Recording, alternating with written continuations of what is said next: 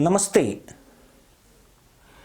एक और देश में जहां कुछ जिहादी फिलिस्तीनियों और हमास के समर्थन में तशरीफ पटक रहे हैं, वहीं 22 देशों का संगठन अरब लीग और 57 मुस्लिम देशों के संगठन ओआईसी ने भारत से मदद की गुहार लगाई है और नई दिल्ली को हस्तक्षेप करके इजराइल को मनाने के लिए कहा है।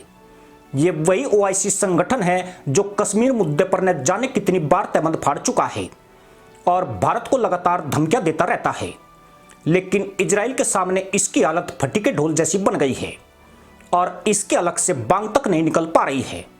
दरअसल इजरायली सेना ने गाजा में इतने बम बरसाए हैं कि वहां छुपे तमाम आतंकियों में हाहाकार मचा हुआ है।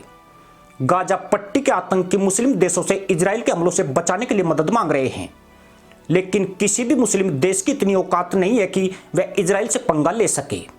यहां तक कि वह जिस तेल को हथियार के तौर पर इस्तेमाल करते थे, इस बार उनका वो पैतरा भी नहीं चल पाया है, क्योंकि अमेरिका खुद इतना तेल प्रोड्यूस करता है कि वह इजराइल समेत अपने कई मित्र देशों की भरपाई कर सकता है। वहीं मुस्लिम देशों ने चीन और रूस से भी मदद मांगी थी, लेकिन चीन ने इस युद्ध को लेकर अपना रुख पूरी तरह क्लियर नहीं किया है। वह एक तरफ इजराइल के आत्मरक्षा के अधिकार की पैरवी कर रहा है, तो दूसरी तरफ गाजा पर इजराइल की जमीनी कार्रवाई की आलोचना भी करता है। यूं भी इस्लामिक जगत को चीन से ज्यादा आशाएं नहीं है। चीन खुद ही मुसलमानों को खाने वाला देश माना जाता है। उसने अपनी कर्ज पॉलिसी में अधिकांश मुस्लिम देशों को निशाना बनाया है और चीन में मौजूद मस्जिदों को तोड़कर उन्हें शौचालयों में तब्दील कर दिया है। ऐसे में कश्मीर के नाम पर आंख दिखाने वाले मुस्लिम देशों की निगाह अब भारत पर आकर टिक गई है, जहां उन्हें उम्मीद की किरण नजर आ रही है। इसकी सबसे बड़ी वजह भारत के इजराइल और फिलिस्तीन दोनों से मजबूत रिश्ते हैं। इजराइल के प्रधानमंत्री बेंजामिन नेतन्याहू और भारत के प्रधानमंत्री नरेंद्र मोदी की व्यक्तिगत दोस्ती भी दुनिया जानती है।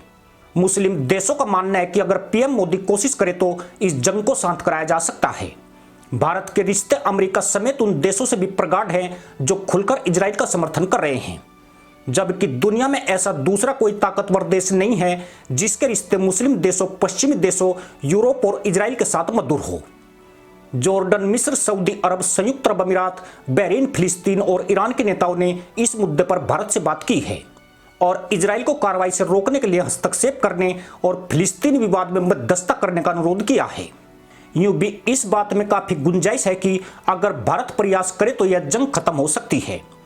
प्रथम दृष्टया भारत भी चाहता है कि इस जंग का अधिक विस्तार न हो, क्योंकि 2014 में जब से पीएम मोदी सत्ता में आए हैं, तभी से उन्होंने अरब देशों और इजराइल के साथ संबंधों को बढ़ावा देने की दिशा में काम किया है। इस बीच भारत और खाड़ी देशों के बीच रिश्ते अच्छे हुए हैं। इजराइल समेत ये देश भी भारत को एक उभरती हुई आर्थिक शक्ति के रूप में देखते हैं। इसके अलावा ये देश भारत के रणनीतिक भागीदार भी बन गए हैं।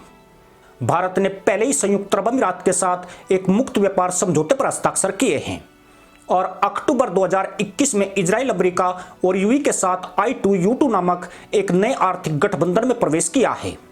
वहीं हाल ही में भारत द्वारा G20 शिखर सम्मेलन में पेश किए गए भारत मध्य पूर्व यूरोप आर्थिक गलियारे पर अमेरिका सहित सऊदी अरब और संयुक्त अरब अमीरात में सहमति बनी है, जिसे बाद में इजराइल तक विस्तारित किया जाएगा।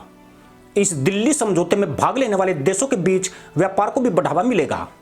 हालांकि इजराइल हमास के बीच चल रहे इस युद्ध से दिल्ली समझौता ठंडे बस्ते में जाता दिख रहा है, जो भारत हरगिज भी नहीं चाहता है।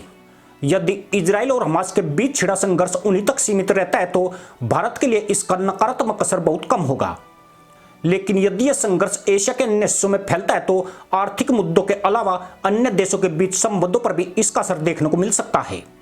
यहाँ भारत एक प्रमुख खिलाड़ी के रूप में उभर रहा है। इस संघर्ष में अरब देश फिलिस्तीन के साथ है। यदि बात आगे बढ़ती है तो इजराइल समर्थक भारत को अरब देशों की नाराजगी का सामना करना पड़ सकता है, लेकिन भारत ने जिस तरह जॉर्डन और बाकी मुस्लिम देशों की तशरीफ पर सांत्वना की पट्टी रखी, उससे उनकी उम्मीद भारत को लेकर जागी है। पर सवाल यही है कि मुसलमान दहशतगर्दों को इजराइल के कहर से भारत क्यों बचाना चाहेगा। कहने वाले तो यही कहते हैं कि ज्यादातर देश यही चाहते हैं कि इजराइल जल्दी जल्दी कार्रवाई करके अधिक से अधिक आतंकियों का सफाया कर दे, और जब स्थिति उसके अनुकूल बन जाएगी तो इजराइल को समझा बुझाकर चुप करा दिया जाएगा। इससे मुस्लिम देशों के जले पर मरहम भी लग जाएगा और शांति अहिंसा के गान भी बज निकलेंगे। कम से कम भारत भी उसी पुचकार और करो प्रहार की नीति पर चल रहा है। भारत तभी आगे बढ़ेगा जब उसे लगेगा कि अब मामला सपाचट हो गया है और इजराइल अपना काम पूरा कर चुका है। इसी के साथ अनुमति दोस्तों, जय हिंद, वंदे मातरम।